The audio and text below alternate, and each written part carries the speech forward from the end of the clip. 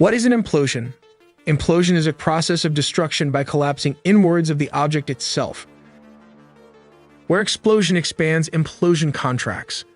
In the case of the Titan submersible, the implosion was caused due to very high hydrostatic pressure of the surrounding water, which happened within a fraction of a millisecond, as shown in the animation. At the depth the Titanic rests, there is around 5,600 pounds per square inch of pressure. That's almost 400 times the pressure we experience on the surface. As the submersible is deep in the ocean, it experiences the force on its surface due to the water pressure. When this force becomes larger than the force hull can withstand, the vessel implodes violently. But why did this implosion happen to the Titan submersible? Existing technology is based on steel, titanium, and aluminium. These are what kept other submarines from being crushed. But the Titan has had an experimental design.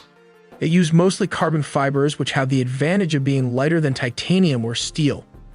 The properties of carbon fibers for deep-sea applications are, however, not that well understood. It can crack and break suddenly. We corrected our recent video listening to all your comments and research, so stay tuned with this corrected version and don't miss a beat. OceanGate Titan. This is not a submarine, but the Titan is a Cyclops-class manned submersible. But what's the difference between the two? The primary difference between a submersible and a submarine is that the submersible is launched from a mother vessel or home vessel. They are typically launched on a raft or platform, which is placed into the ocean, and ultimately descends via 4 electric thrusters, which helps it to reach speeds of around 3 knots. But a submarine can dive underwater without any external equipment and surface all through the process of buoyancy. These are the basic system that makes up the submersible. Number 1. The mothership named the Polar Prince, which is actually an icebreaker. Number 2. The ramp that transports the vessel up to a certain department. Number 3. The OceanGate Titan itself. Let's look at its specification. The vessel has a length of 22 feet 6.7 meters, which is pretty small considering it can go to great depths, while it has a breadth of around 9.2 feet or 2.8 meters. And it has a height of 8.3 feet or 2.5 meters. Comparing this to an average human will help us visualize how small it is. Even better, let's compare this to a small SUV to help us understand its dimension better. Interestingly, it can carry around 5 people, a pilot, and 4 passengers, who have to sit on the floor and have limited room to move around. Imagine sitting like this for 8 hours.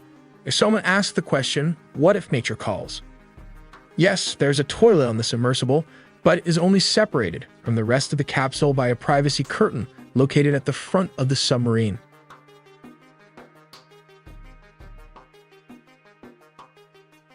The interior of the vessel is pretty simple.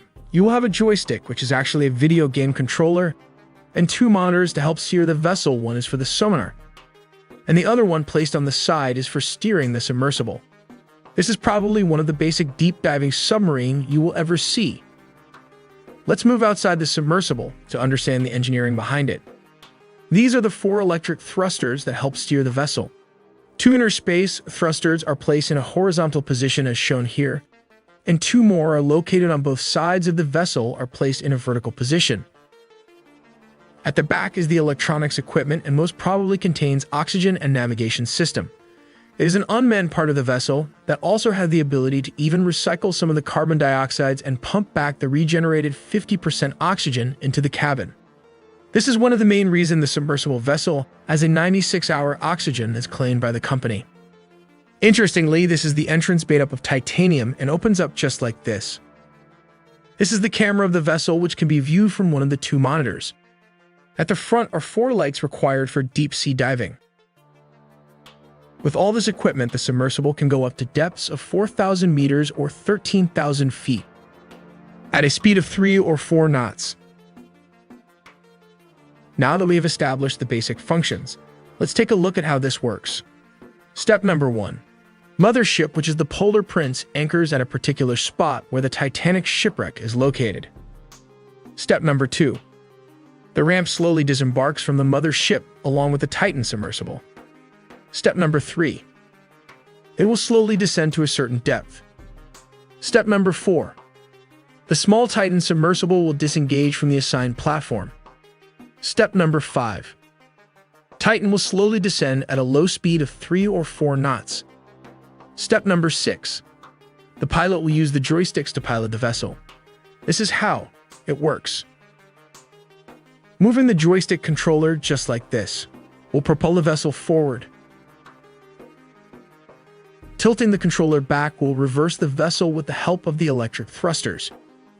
If the pilot wants to turn left or right, he will just have to twist the controller and the effects will be as shown in the animations.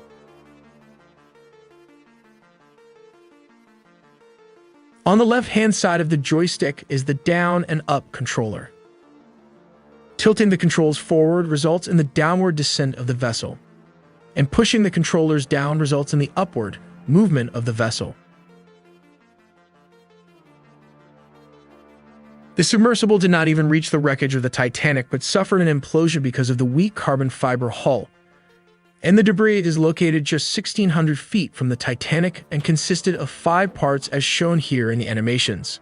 Till then, check out the many engineering animations as we make original videos from scratch in 4K 3D animation, with just 2 people working on this channel. So please like and subscribe for more videos to come.